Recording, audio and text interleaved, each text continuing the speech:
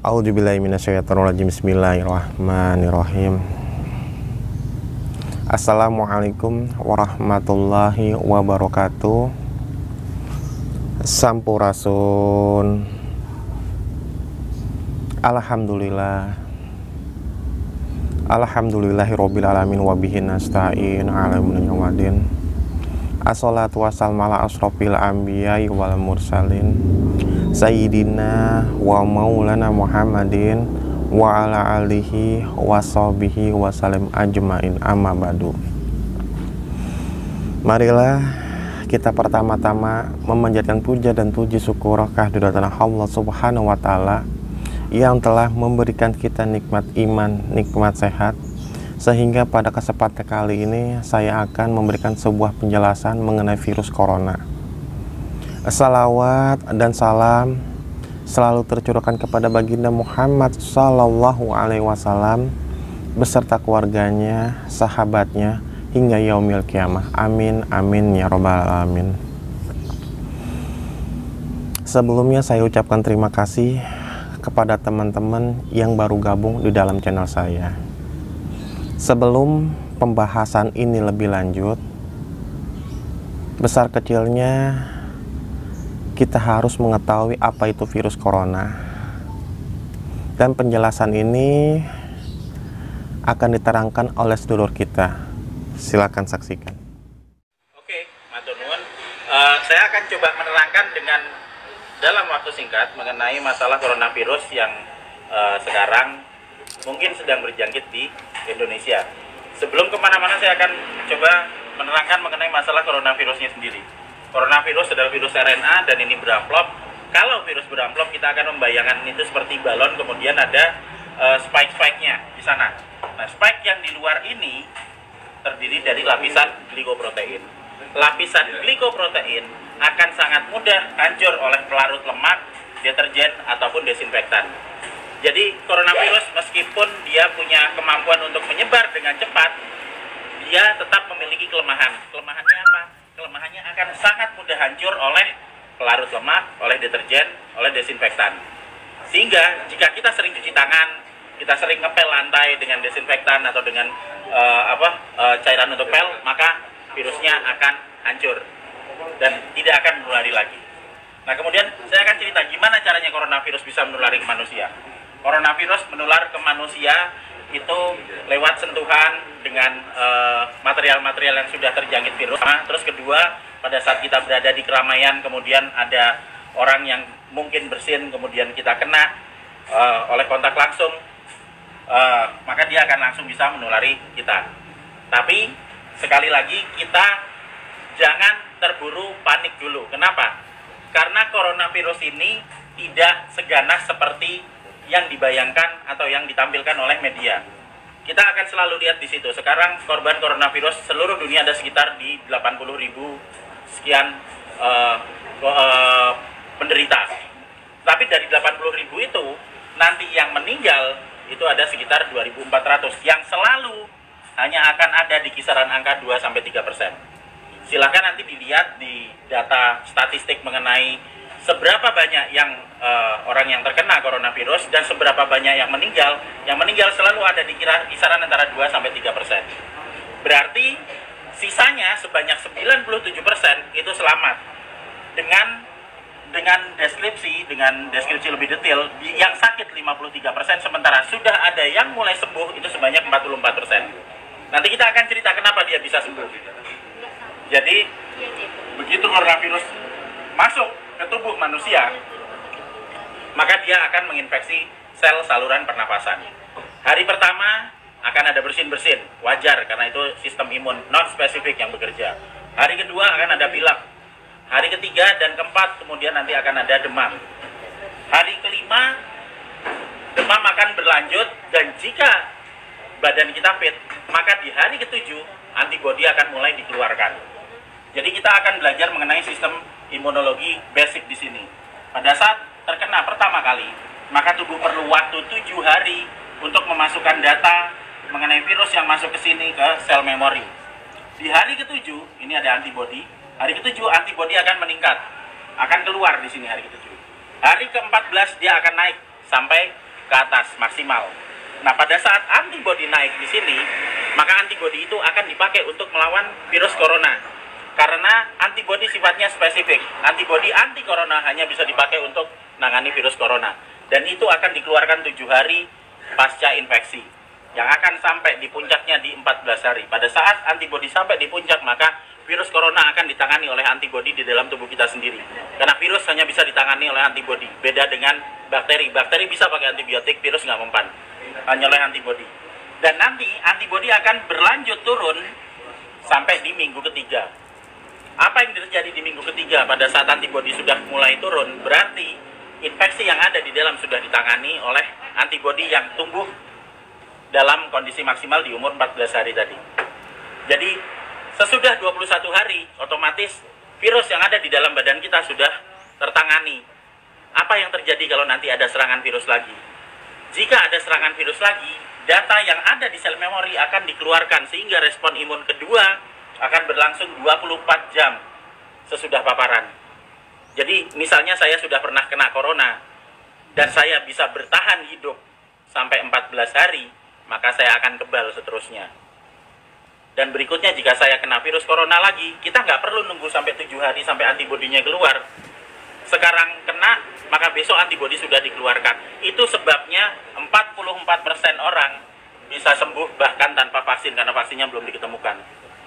Dan masih ada 53% yang sakit yang akan sembuh mengikuti 44%. Karena pola kematian atau mortalitas tidak pernah bergerak dari 2-3% maksimal. Sehingga tidak perlu khawatir, tidak perlu panik pada saat ada wabah corona. Kita punya prinsip penanganan wabah ada 3. Pertama, kita kurangi paparan virus. Gimana caranya? Untuk kita pribadi hidup sehat, sering cuci tangan, jaga kebersihan tubuh, sering mandi. Kalau misalnya kira-kira kita khawatir terjangkit, ya jangan datang ke tempat keramaian yang banyak orang sakit. Dan untuk mengurangi paparan virus ke kita. Nah, untuk kitanya sendiri gimana? Kita bisa naikkan antibodi. Gimana caranya? Dengan mengkonsumsi vitamin E atau C, vitamin E plus C setiap hari, plus madu, karena madu bisa dipakai untuk energi, sementara vitamin E dan C akan bisa dipakai untuk menaikkan produksi antibodi. Energi dipakai untuk pembentukan antibodi dari kita sendiri. Dan yang terakhir, kalau sakit jangan keluar, di rumah aja, terus kita beri terapi, kita sembuhkan, makan yang benar, gaya kita melakukan pola hidup sehat. Sehingga jika itu nanti sakit, atau misalnya katakanlah demam, panas dalam waktu 4-5 hari, itu wajar, nggak usah panik, biasa aja. Kita hanya perlu memberikan vitamin E, C, makan yang cukup, istirahat yang cukup, nanti di hari ketujuh antibodi kita keluar. Itu juga berlaku buat yang sakit. Sehingga sebenarnya kita semua akan bisa menangani wabah coronavirus ini, asal kita bisa tahu basicnya seperti apa, ilmunya seperti apa, dan yang paling terakhir, jangan panik, santai aja, kiamat masih panjang. Jadi, ayo kita kerja bareng-bareng, kita tangani bersama-sama, dan gak usah panik. Makasih. Itulah beberapa penjelasan dari saudara kita, dan ada hubungannya di beberapa surat yang ingin saya sampaikan. Salah satunya yaitu dari Imam Ibnu Hajar Al-Asqalani berkata, wabah yang terjadi berbagai negeri kaum muslimin di sepanjang sejarah biasanya terjadi pada pertengahan musim bunga, setelah keluar dari musim dingin, dan akan berakhir pada awal musim panas. Rasulullah SAW bersabda, jika kalian mendengar tentang wabah-wabah di suatu negeri, maka janganlah kalian memasukinya. Tetapi jika terjadi wabah di suatu tempat kalian berada, maka janganlah kalian meninggalkan tempat itu. Hadis riwayat Bukhari dan Muslim. Ada di surat Al-Insan ayat 17 yang artinya, di dalam surga itu mereka diberi minum segelas minuman yang campurannya adalah jahe.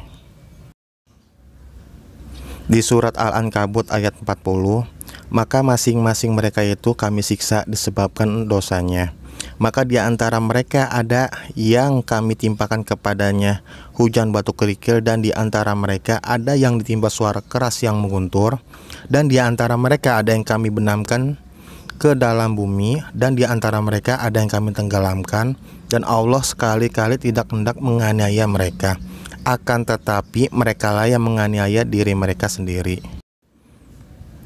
Di surat Fussilat ayat 46 yang artinya, barang siapa yang mengerjakan amal saleh, maka pahalanya untuk dirinya sendiri, dan barang siapa mengerjakan perbuatan jahat, maka dosanya untuk dirinya sendiri. Dan sekali-sekali tidaklah Rabb-Mu menganiaya hamba-hambanya. Di surat Qaf ayat 29 yang artinya, keputusan di sisiku tidak dapat diubah, dan aku sekali-sekali tidak menganiaya hamba-hambaku. Di surat Ali Imran ayat 182 yang artinya, azab yang demikian itu adalah sebabkan perbuatan tanganmu sendiri, dan bahwasannya Allah sekali-sekali tidak menganiaya hamba-hambanya.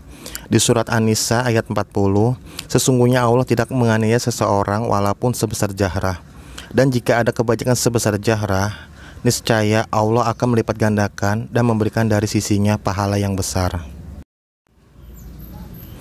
Di surat Al-Anfal ayat 51, demikian itu disebabkan oleh perbuatan tanganmu sendiri.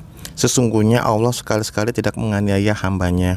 Di surat Yunus ayat 44, sesungguhnya Allah tidak berbuat zalim kepada manusia sedikit pun, akan tetapi manusia itulah yang berbuat zalim kepada diri mereka sendiri.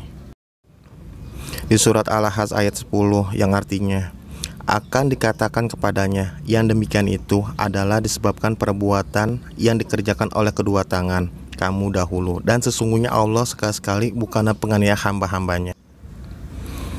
Allah tidak membebani seseorang melainkan sesuai dengan kesanggupannya. Ia mendapatkan pahala dari kebajikannya yang diusahakannya, dan ia mendapat siksa dari kejahatan yang dikerjakannya.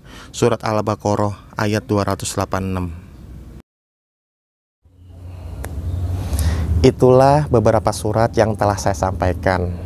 Besar kecilnya mungkin teman-teman di sana sudah tahu arti dan maknanya. Segala sesuatu perbuatan, baik hingga perbuatan buruk, itu akan memantul kepada dirinya sendiri.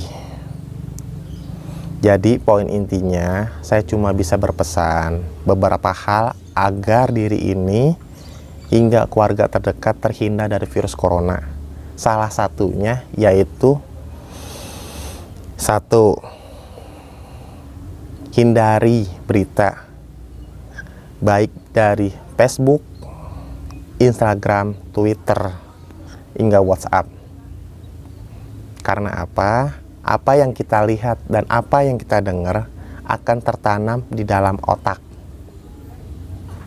Cukup teman-teman mendengarkan pemerintah setempat ataupun dari BNPB setempat. Contoh, saya beri contoh.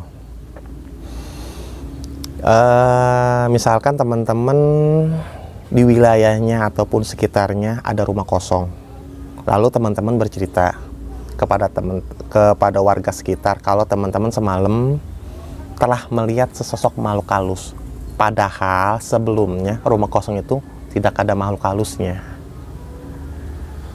Jadi karena warga sekitar percaya dengan apa yang teman-teman sampaikan, itulah yang menciptakan.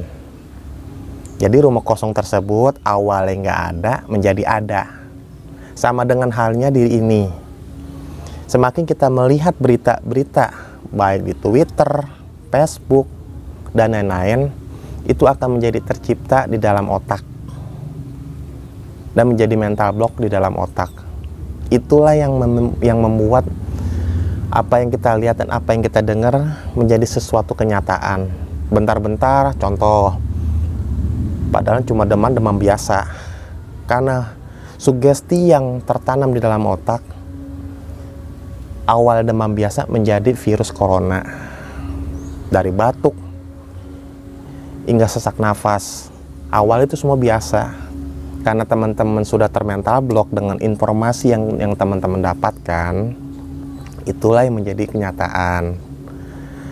Terus poin kedua,